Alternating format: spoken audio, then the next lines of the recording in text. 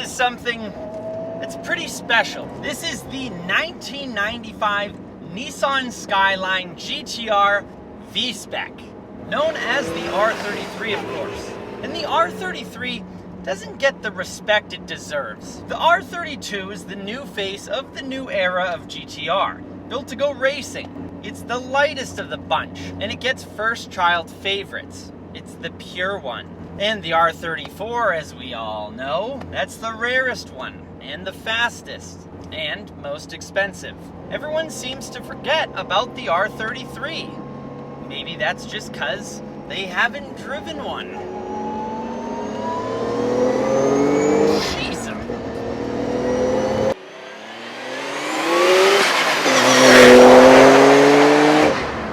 Holy God. The R33 came out in 1995, and you could get it in 3 variants. You could get the standard GTR, you could get the GTR V-SPEC, which is this one with a more advanced driveline, and a racing version called the N1. From the factory, the R33 GTR was equipped with the RB26 DETT, which is a 2.6-liter inline 6-cylinder engine injected with air by twin turbos. A very, very fun engine to drive, and it was actually the motor that powered the first car that I reviewed at Northeast Auto Imports, which was a GTST completely swapped with a GTR driveline.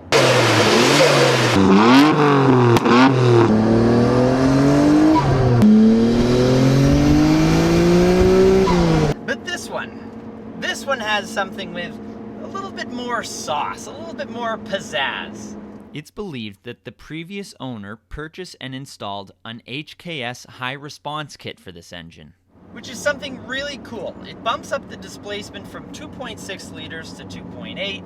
It has a V-cam, a stroker kit, billet pistons, H-beam rods, and an ATI damper.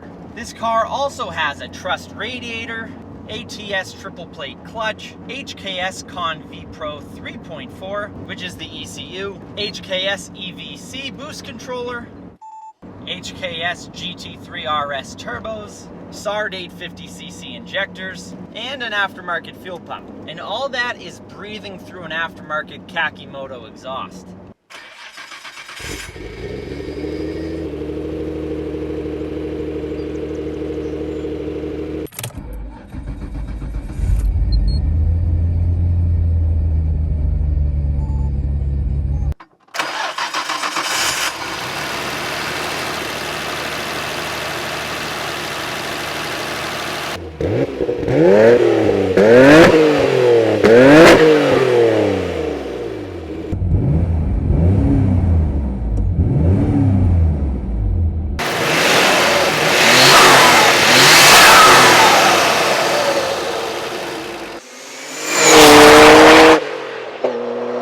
That power is all sent to this 5-speed Nagawa Tech close ratio transmission with straight cut gears, which means you get that very cool, very distinct whine sound.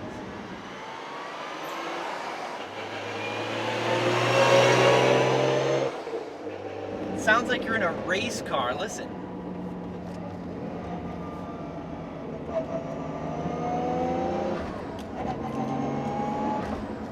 Oh, that is cool.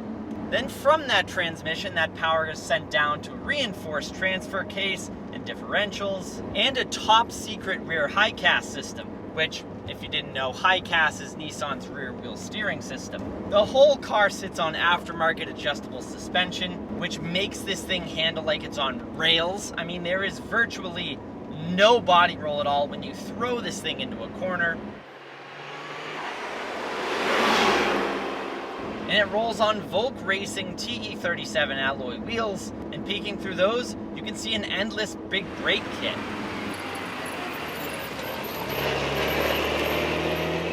Now on the inside here, we have a couple upgrades as well. First, you sit in these very nice, very well bolstered white Recaro Racing seats, and up ahead you look through a Momo Racing steering wheel that's actually detachable, much nicer than the Ultima steering wheel that you usually get in these. But peeking through that steering wheel, you can see the Nismo white face gauge cluster, And there's more gauges up here to the left. We have these Trust Sirius gauges reading off our water temperature, and oil pressure. And just below those gauges are more Nismo gauges. That's right, we have a front torque gauge, another oil temp gauge, and a very important one, boost gauge. Below that, we do have an upgrade that's always nice to have, a Pioneer touchscreen radio. And just below that, you'll find the HKS boost controller.